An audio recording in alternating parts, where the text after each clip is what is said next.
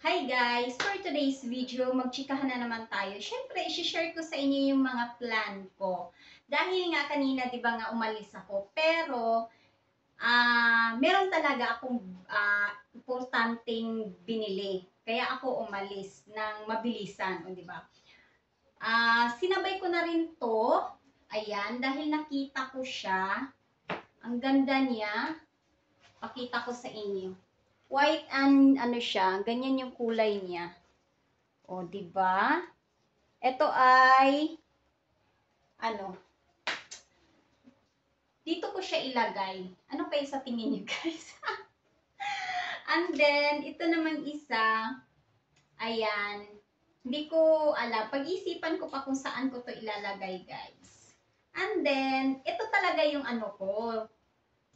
Ito talaga yung plano ko talagang bilhin. Ito, tsaka yung timba, balde, tabo, dahil kinulang kami, dahil nga nagbukod na yung mga kapatid ko, kaya yung ano dito, gamit namin dito ay pinadala ko sa kanila. Syempre, ate ako, kaya talagang inaano ko din sa kanila dahil naranasan din naman namin na ganun yung ano, yung paglipat namin na talagang mahirap talaga pag hindi ka pa kumpleto sa gamit. So, yung mga important talaga na needs, na kung anong meron ako, talagang may extra, ganun, pinapaano ko sa kanila. Kaya lang, wala nga akong extra, walang extra. So, pinadala ko na lang sa kanila yon dahil mas kailangan nila yon.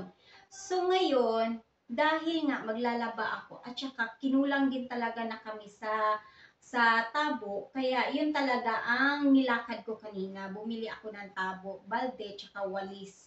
Tsaka tawag nito, dustpan. Kasi nga, pinadala ko yung dustpan nga na isa. So, kinulang nga talaga. So, ito talaga yung ano ko, isa sa plano ko na ding bilhin dahil nangangati na naman yung aking kamay. Sinabi ko nga sa mga anak ko kahapon, sabi ko na gagawin ko tong countertop, ayan dito. Gagawin ko siyang, tawag nito, coffee bar, ayan, coffee bar slash wine bar, o di ba? Kasi may ano yan dyan, may mga wine glass, di ba? So, dito ko siya ilalagay, kaya nga, niloko ako ng aking panganay. Sabi niya, meron na mami, oh, ayan, oh, di ba? May coffee maker na. So, oo nga naman. So, iayos ko lang dito banda. Ito yung aayusin ko, yung plano ko na aayusin.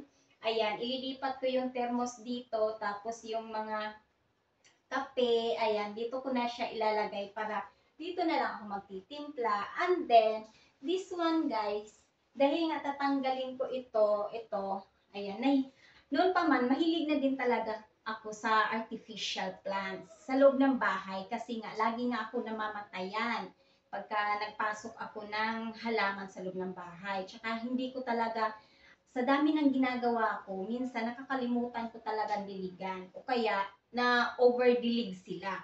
So ngayon, eto, ang bala ko dito ay dito ko siya ilalagay dito sa taas. Wait lang guys, pakita ko sa inyo.